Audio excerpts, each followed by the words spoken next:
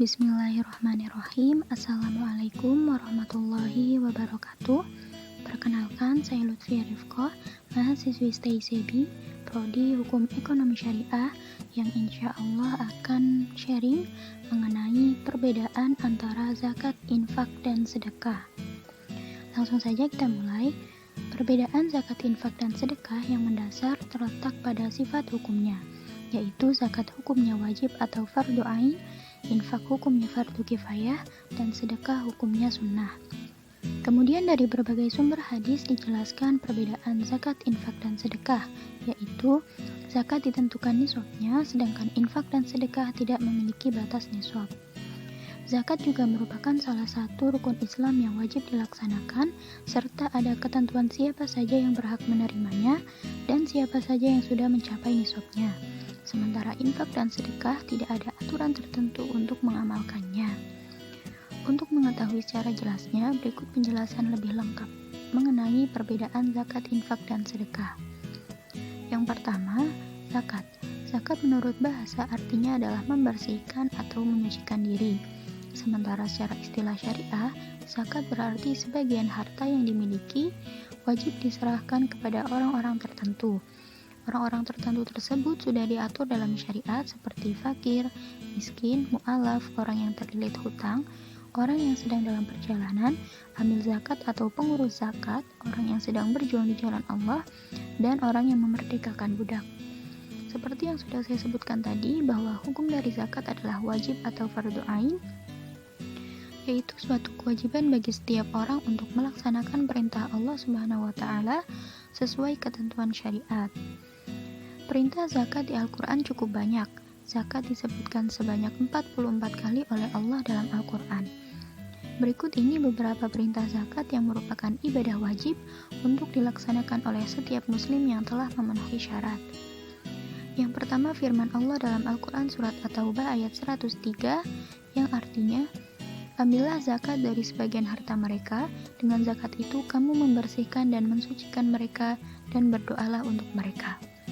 Sesungguhnya doa kamu itu menjadi ketentraman jiwa bagi mereka, dan Allah Maha Mendengar lagi Maha Mengetahui. Kemudian di dalam Al-Quran surat Al-Mujadilah ayat 13 yang artinya, apakah kamu takut akan menjadi miskin karena kamu memberikan sedekah sebelum mengadakan pembicaraan dengan Rasul? Maka jika kamu tiada memperbuatnya dan Allah telah memberi taubat kepadamu, maka dirikanlah sholat, tunaikanlah zakat, taatlah kepada Allah dan Rasul-Nya, dan Allah Maha Mengetahui apa yang kamu kerjakan. Dan di dalam Al-Quran surat An-Nisa ayat 162 yang artinya, tetapi orang-orang yang mendalam ilmunya di antara mereka dan orang-orang mukmin, mereka beriman kepada apa yang telah diturunkan kepadamu dan apa yang telah diturunkan sebelummu, dan orang-orang yang mendirikan sholat, menunaikan zakat, dan orang yang beriman kepada Allah dan hari kemudian. Orang-orang itulah yang akan kami berikan kepada mereka pahala yang besar. Zakat sendiri ada dua macam jenisnya, yakni zakat fitrah dan zakat mal. Zakat fitrah wajib dibayarkan oleh setiap muslim senilai 3,5 liter atau 2,5 kilogram bahan makanan pokok pada bulan suci Ramadan. Kemudian ada zakat mal yang berarti zakat harta. Zakat ini dikeluarkan oleh seorang muslim jika harta yang diperoleh dari profesi atau usahanya yang telah mencapai nisab. Jika harta yang tersimpan dari hasil profesi atau usahanya selama 1 tahun telah mencapai harga setara 85 gram emas. Kemudian yang kedua, infak. Secara bahasa, infak berasal dari kata anfaqo yang artinya mengeluarkan atau membelanjakan harta. Secara istilah syariah, infak berarti mengeluarkan sebagian harta atau penghasilan untuk kepentingan yang diperintahkan Islam. Seperti misalnya membantu menyumbang kepada anak yatim piatu, fakir, miskin, menyumbang untuk operasional masjid, atau menolong orang yang terkena musibah bencana. Hukum dari infak adalah wajib atau fardu kifayah, yaitu satu kewajiban bagi sekelompok orang untuk melaksanakan perintah Allah Subhanahu wa Ta'ala sesuai ketentuan syariat. Namun bila sudah dilaksanakan oleh seseorang atau beberapa orang, maka kewajiban ini gugur. Misalnya, mengisi uang ke kotak amal untuk operasional dan perawatan masjid adalah infak. Sebab bila tidak ada yang menyumbang, maka kegiatan masjid tidak jalan, dan hal itu menjadi tanggung jawab masyarakat sekitar masjid, semuanya berdosa. Jika zakat ada nisabnya, infak tidak mengenal nisab. Allah memberi kebebasan kepada pemiliknya untuk menentukan waktu dan besaran harta yang dikeluarkannya sebagai cerminan kadar keimanan seseorang. Dalam Al-Quran, perintah infak ditujukan kepada setiap orang yang bertakwa, baik yang berpenghasilan tinggi maupun rendah, apakah ia di saat lapang maupun sempit. Di dalam beberapa hadis disebutkan infak merupakan kunci rezeki dari Allah SWT.